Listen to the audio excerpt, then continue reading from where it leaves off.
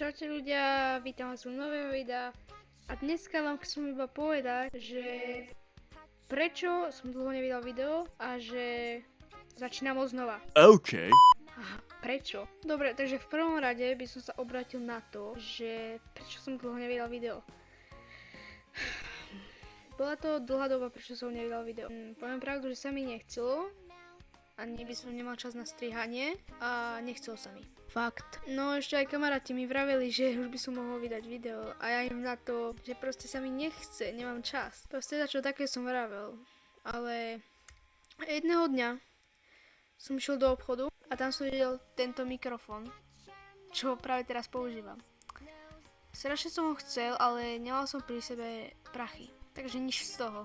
Ale tak som si povedal, že ak ho raz budem mať, tak začnem úplne od znova. No tak o 2 týždne idem do toho obchodu, zoberiem si peniaze a kúpim si tento mikrofón a poviem si, že úplne začnem od znova. Začnem streamovať, natáčať videá, reakčné videá a párkrát aj také hry.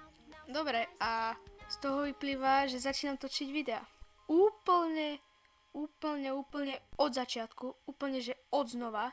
Začínam, ako keby nič, hej, ako keby sa nič nestalo. Budem točiť reakčné videá, budem točiť niekedy hry a chcem začať streamovať.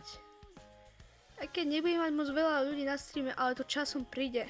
Dobre, takže toto video bolo len také orientačné, viem, že nemám moc veľa fanúšikov. Takže tak, vravím znova, toto video bolo orientačné a my sa vidíme v ďalšom videu. Dajte like, odber a čaute.